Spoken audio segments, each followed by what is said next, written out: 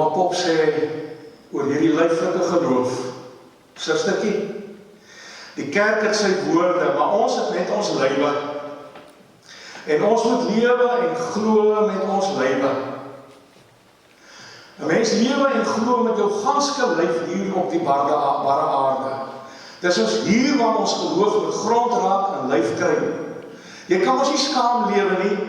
Skaam vir jou eie lyf, wat die liewe Here vir jou gegee het.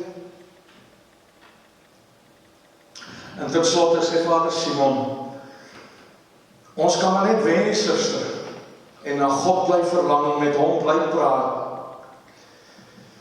Ek sien die boek in jou hande is die Devout Life van Vader Franciscus van Sales.